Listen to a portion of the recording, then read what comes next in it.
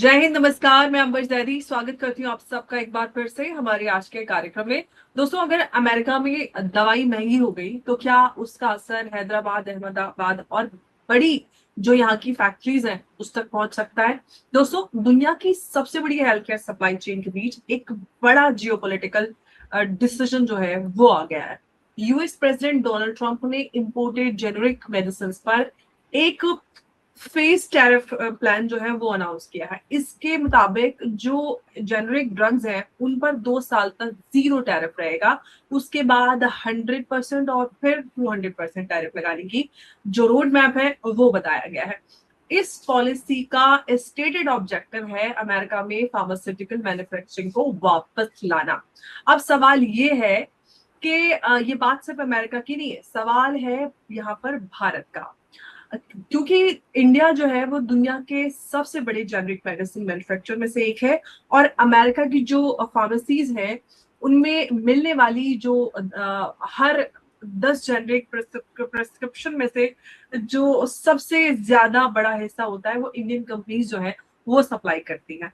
Generic medicine America के prescription market का 90% से ज्यादा वॉल्यूम कवर करती है। तो क्या ये जो है टैरिफ भारत का जो फार्मा है उसके एक्सपोर्ट को एक बड़ा झटका देगा, या फिर ये कहें कि इंडियन फार्मा अपनी कॉस्ट एडवांटेज और मैन्युफैक्चरिंग स्ट्रेंथ की वजह से इस चैलेंज से भी निकल जाएगा। और सबसे बड़ा सवाल, क्या ये टैरिफ ट्रेड पॉलिसी है या फिर अमेरिका फर्स्ट मैन्युफैक्चरिंग स्ट्रेटेजी। दोस्तों, मैं हूं बरजैदी और आज फिर हम सिर्फ टैरिफ की बात नहीं करेंगे बल्कि हम बात करेंगे medicine diplomacy, global supply chain और भारत के फार्मा का फ्यूचर। तो इस पर बात करने के लिए एक बार फिर से मेरे साथ मौजूद है चर्चा के लिए उमेश अग्रवाल जी। बहुत स्वागत है आपका। जय हिंद, नमस्कार।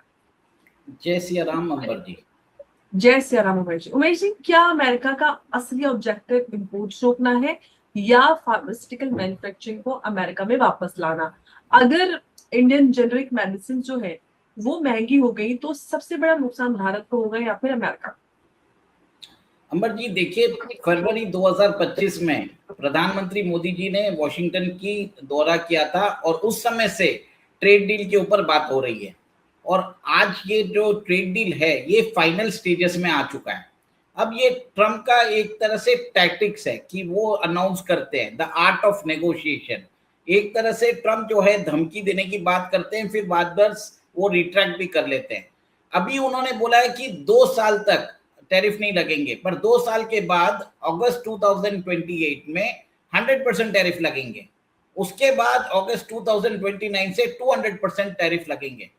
अंबर जी, ट्रम्प का जो टेन्योर है वो जनवरी 2029 में खत्म हो जाएगा और रिपब्लिकन को चुनाव लड़ना है और उससे पहले नवंबर के अंदर मिड टर्म है।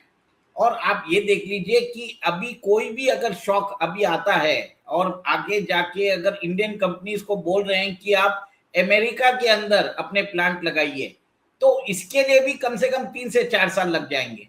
तो ये पॉसिबल ही नहीं है।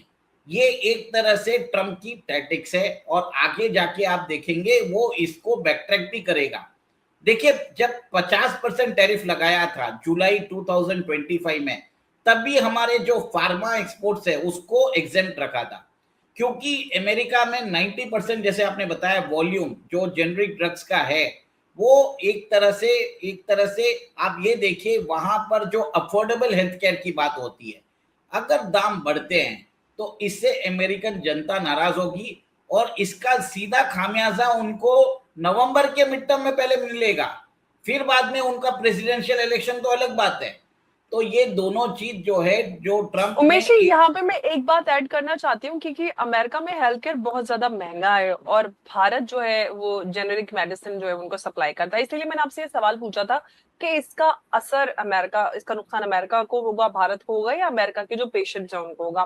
पेशेंट वहां पे पहले ही जितना महंगा वहां पे हेल्थ केयर उससे परेशान रहते हैं, ऐसे में और टैरिफ्स लग जाएंगे तो क्या ही स्थिति बनेगी। और सबसे बड़ी बात ये कि क्या अमेरिका इतनी जल्दी जो ये पूरा मैन्युफैक्चरिंग जेनिक जो मेडिसिन है उनका मैन्युफैक्चरिंग कैपेसिटी जो है वो खड़ी कर पाएगा? अम्बा जी, सबसे पहले तो अमेरिका के अंदर जो मेडिकेयर कॉस्ट है वो बढ़ जाएगा। वहां पर लोगों के इंश्योरेंस, हेल्थ इंश्योरेंस प्रीमियम बढ़ जाएंगे।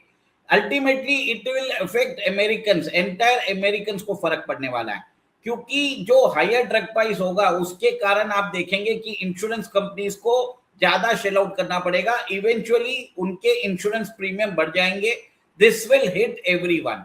और एक चीज है कि अमेरिका के अंदर एफडीए कंप्लायंट मैन्युफैक्चरिंग फैसिलिटीज के लिए आपको कम से कम 3 से 5 साल लगेंगे, और ट्रम्प का जो टेन्यूर है 2.5 years का है, और इसके अंदर billions of dollars of investment लगेंगे, स्किल्ड वर्कफोर्स चाहिए, रेगुलेटरी अप्रूवल चाहिए, ये सब पॉसिबल नहीं है। और ये एक तरह से टैक्टिक्स है ट्रम्प यूज कर रहे हैं ताकि भारत जो है, जो ट्रेड डील है उसको एक तरह से वो साइन कर ले। अमर जी, सबसे बड़ी बात है कि भारत के अंदर जो बताते हैं कि जो हम जो जेनरिक ड्रग्स बनाते हैं, we are known as a pharmacy of the world, और फार्मेसी ऑफ द वर्ल्ड में हम 25 से 26 बिलियन डॉलर की जो दवाइयां हैं एक्सपोर्ट करते हैं, और 9 to 10 बिलियन डॉलर्स हम अमेरिका को एक्सपोर्ट करते हैं, अराउंड 40 to 45%। सबसे बड़ी बात है कि America is trying to pressurise India, जो पॉसिबल नहीं है प्रैक्टिकली। लेकिन उमेश जी, प्रेशराइज पे एक बात मैं यहाँ से पूछना चाहती हूँ, क्योंकि अमेरिका जो है भारत को लगातार अलग अलग तरह से प्रेशराइज कर रहा है। कभी रशिया के से तेल लेने पे सेनेटर्स जो हैं वो बिल लाने की बात करते हैं, कभी भारतीयों को यहाँ पे डिपोर्ट किया जाता है, कभी कुछ कभी अब फार्मास्यूटिकल। तो क्या अगर वो अमेरिका में इस तरह की मेडिसिन या फिर पूरा मैन्युफैक्चरिंग सेटअप लगाने की बात करते हैं, तो क्या भारतीय जो ये ड्रग कंपनीज है, मेडिसिन कंपनीज है, वो अमेरिका में उनको सेटअप लगाना पड़ेगा? क्या ऐसा कुछ ट्रम्प चाहते हैं? देखिए, ट्रम्प तो वही चाहते हैं कि अमेरिका के अंदर इंडियन कंपनीज जैसे अरबिंदो फार्मा है, डॉक्टर रेड्डी लेबोरेटरीज है, लुपिन है, जाइडस लाइफ साइंसेस है, सन फार्मा है, जिनका जो अमेरिका के जेनरिक्स मार्केट में ज्यादा एक्सपोर्ट है, वो मेक इन अमेरिका का वो टारगेट कर रहे हैं, वो मोदी जी को कॉपी कर रहे हैं। जैसे मोदी जी बोलते हैं मेक इन इंडिया करना है, वैसे ही वो मोदी जी का कॉपी करके मेक इन अमेरिका कर रहे हैं। पर सबसे बड़ी बात है कि आपको चीप लेबर चाहिए।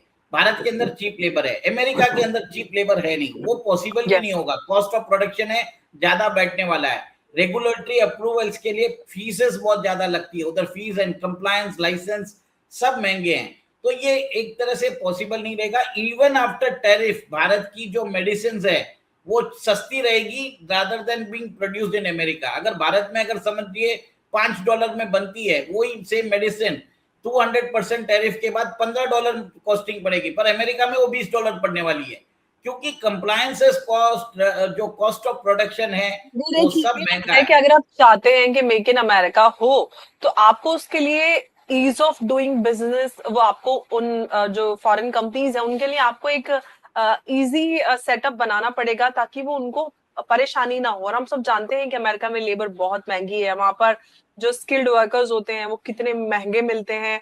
और साथ ही एक ही बात है उमेश जी, जितने भी हम जो टूरिस्ट भारत आते हैं अमेरिका से, जब वो यहाँ से दवाई खरीदते हैं तो उनको बिल्कुल फ्री के भाव दवाइयां यहाँ पे मिलती है, और वही दवाइयां उनको वहां पर लाखों गुना मिलती है। मतलब एक आध हजार गुना नहीं, इतनी महंगी होती है, तो वो शॉक्ड हो जाते हैं कि हमें तो लूटा जा रहा है दवाई के नाम पर।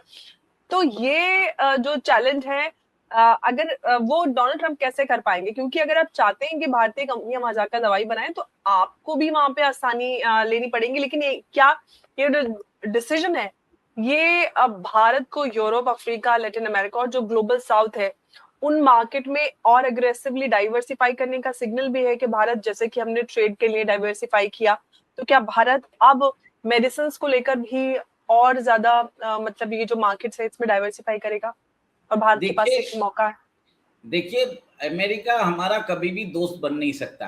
अमेरिका जो है आज भारत की ग्रोथ से एक तरह से खौफ खाया हुआ है। अमेरिका लॉन्ग टर्म में भारत को अपना स्ट्रेटेजिक कंपेटिटर बोल रहा है। ये अमेरिकन कांग्रेसमैन ने ऑलरेडी हमारे देश में आके इंडिया टुडे के जो कॉन्क्लेव है उसमें बोल दिया है। देखिए, यूएस के अंदर जो डिपेंडेबल और अफोर्डेबल हेल्थ केयर है उसके लिए इंडियन जेनरिक मेडिसिन इंपॉर्टेंट है। अमेरिका के अंदर अगर आप रिस्टोरिंग करोगे फार्मास्यूटिकल मैन्युफैक्चरिंग, वो पॉसिबल नहीं है। थर्ड, इंडियन कंपनीज को अभी जेनरिक से लेके पेटेंट में जाना पड़ेगा, वहां पर उनको रिसर्च एंड डेवलपमेंट में ध्यान देना पड़ेगा।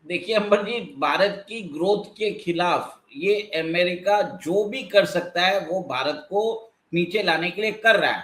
आज देख लीजिए, दिल्ली के अंदर जंतर मंतर के अंदर प्रोटेस्ट हो रहा है। एफसीआरए बिल के लिए रोकने के लिए कांग्रेस भी अभी ज्वाइन कर चुका है। राहुल गांधी 18 से 20 दिन के छुट्टियों के बाद अचानक वर्जिश करने कल प्राइम मिनिस्टर रेसिडेंस पहुंच जाते हैं लाइमलाइट लेने के लिए।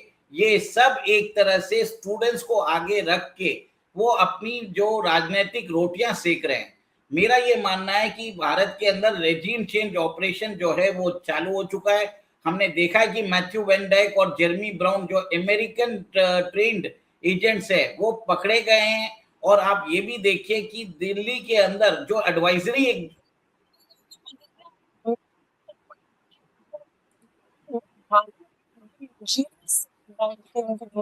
कौन चाहिए, मीट चाहिए, उनको सोया सॉस चाहिए, सोया मिल्क चाहिए, और पता नहीं क्या कुछ उनको एकदम लग्जूरियस उन्होंने इंग्रेडिएंट्स के लिस्ट दी है जो उनके वकील ने मांग की है। तो उनको हैवी तला हुआ ग्रीसी फूड जो है वो उनके लिए ठीक नहीं है, उनकी अंबर हेल्थ जी, के लिए। ये देखिए, भारत ने अभी तक जो है उनको अच्छे फैसिलिटीज दिए हैं।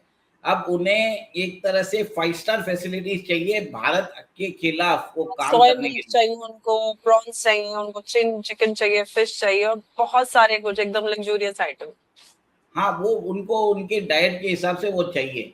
तो मेरा ये मानना है कि ये जो है ये एक्टिव रेजिम चेंज ऑपरेशन है, इंटरनली एक्सटर्नली मल्टी डायमेंशनली कर रहा है अमेरिका भारत को एक तरह से ट्रबल करने अब के लिए। एक तो मैथ्यू इंडेक था, उसके बाद फिर जॉर्डन ब्राउन पकड़ा गया, इसी तरह से लगातार इस तरह के जो लोग हैं वो पकड़े जा रहे हैं भारत में।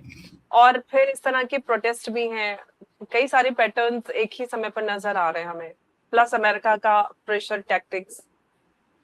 ये क्लियर कट है कि अमेरिका जो है भारत को अपना गुलाम बनाना चाहता है। वो भारत की ऑटोनॉमी सॉवरेनिटी से डर रहा है।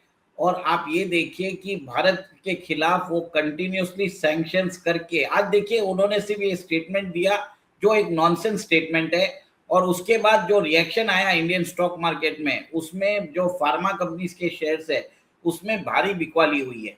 और भारत का स्टॉक मार्केट भी डाउन था आज के दिन। एक तरह से आप ये देखिए सेंटिमेंट खराब करने की कोशिश कर रहे हैं देश के अंदर, आर्थिक माहौल और एक तरह से सामाजिक माहौल, फिर बाद में पॉलिटिकल माहौल, सब जगह कुछ ना कुछ डिस्टरबेंस क्रिएट करके अंडर करंट क्रिएट करना चाहते हैं मोदी सरकार के खिलाफ, ताकि मोदी सरकार और योगी सरकार जो है वो हार जाए। योगी सरकार टारगेट है फॉर 2027 यूपी असेंबली इलेक्शन और मोदी सरकार टारगेटेड 2029 लोकसभा इलेक्शंस। तो ये तो है, ये classic destabilisation and active regime change operation है जो भारत के अंदर कंटिन्यूसली चलता रहेगा। और आप ये देखिए कि जितने भी ये जो सो कॉल्ड साइंटिस्ट है जो आके वहां पर बैठ जाते हैं, ये एक तरह से डीस्टेबलाइजिंग कर रहे हैं। अंबर जी देखिए, जंतर मंतर के अंदर प्राइम मिनिस्टर मोदी के खिलाफ अपशब्द किए जा रहे हैं, हमारे होम मिनिस्टर के खिलाफ अपशब्द कहे जा रहे हैं। पुलिसमैन 120 पुलिसमैन इंजर्ड हो चुके हैं, व्हीकल्स को उन्होंने आग लगा दी है, पार्लियामेंट पे हमला कर दिए हैं। ये एक तरह से बताता है कि वहां पर जो मोदी सरकार है उन्होंने बहुत ही संयम से काम किया है। I would appreciate Delhi police, I would appreciate our law enforcement agencies, rapid action force की जो महिलाएं हैं जिन्होंने कितनी लड़कियों को बचाया है, कितने लोगों को गुमराह किया है। ये एक तरह से बताता है कि जो भारत की जो सरकार है मोदी सरकार, उन्होंने बहुत ही कंट्रोल्ड वे से इस प्रोटेस्ट को मिनिमम, जो बोलते हैं मिनिमम कैजुअलिटीज ना हो सके वैसे कंट्रोल किया है। आप सोचिए कि ये वही दिल्ली पुलिस है जिन्होंने 2011 में रामलीला मैदान पे बाबा रामदेव के 50,000 सपोर्टर्स को 2 घंटे में हटाया था। वो कांग्रेस रेजिम के टाइम पे थी। ये वही दिल्ली पुलिस है। अगर ये दिल्ली पुलिस आज आपको लगता है मार खा रही है, वैसा नहीं है, उन्होंने संयम बरता हुआ है। उनको मालूम है कि उधर स्टूडेंट्स है, बेगुनाह स्टूडेंट्स है जिन जो गुमराह हो चुके हैं। ऐसी फोर्स, ऐसी लॉ इन्फोर्समेंट एजेंसीज आपको विश्व में कहीं नहीं मिलेगी। आप, मैं ये एक और एक चीज दावे करके बोल सकता हूं, जो अपशब्द मोदी जी के अगेंस्ट बोले गए हैं, कोई भी देश प्रदेश के किसी भी सीएम के अगेंस्ट बोल के दिखा दीजिए, क्या वो आदमी वो उसके बाद वो लॉ इन्फोर्समेंट एजेंसीज उस आदमी का क्या करेगी उस प्रदेश में, वो बता देता हूं। ये आप सोचने वाली बात है। एक तरह से मोदी जी बहुत ही संयम से काम कर रहे हैं, अमित शाह जी भी संयम से काम कर रहे हैं, लोगों को समझा रहे हैं कि भाई साहब आप थोड़ा जी सा बिल्कुल बिल्कुल। तो दोस्तों हम बात कर रहे थे अमेरिका की, और दोस्तों हर देश जो है वो अपने नेशनल इंटरेस्ट के हिसाब से पॉलिसी बनाता है, और अमेरिका जो है मैन्युफैक्चरिंग वापस लाना चाहता है। ये उसका सॉवरेन इकोनॉमिक डिसीजन है, लेकिन भारत के लिए ये एक वेकअप कॉल भी हो सकता है। सिर्फ लो कॉस्ट मैन्युफैक्चरिंग से आगे बढ़कर research, innovation, high value pharmaceutical, biotechnology और ग्लोबल मार्केट डाइवर्सिफिकेशन पर फोकस करना, क्योंकि ग्लोबल ट्रेड जो है दोस्तों वो सिर्फ जो है उसका एक रूल होता है। जो देश आगे बदलते हुए रूल्स के साथ खुद को अडेप्ट कर लेता है, वही जो है वो लॉन्ग टर्म विनर बनता है। आज का सबसे बड़ा सवाल सिर्फ ट्रम्प के टैरिफ प्लान का नहीं है, असली सवाल ये है कि क्या भारत दुनिया की फार्मेसी ऑफ द वर्ल्ड से आगे बढ़कर फार्मास्यूटिकल इनोवेशन पावर हाउस बनने के लिए तैयार है। क्योंकि आज के दौर की जो इकोनॉमिक रेस में सिर्फ मैन्युफैक्चरिंग में सप्लाई चेन लीडरशिप, इनोवेशन और स्ट्रेटेजिक रेजिलियंस की रेस भी है। और उमेश जी, आपका इस चर्चा में हमारे साथ जुड़ने के लिए बहुत धन्यवाद। सभी हमारे प्यारे दर्शकों का धन्यवाद। नमस्कार, जय हिंद, जय भारत।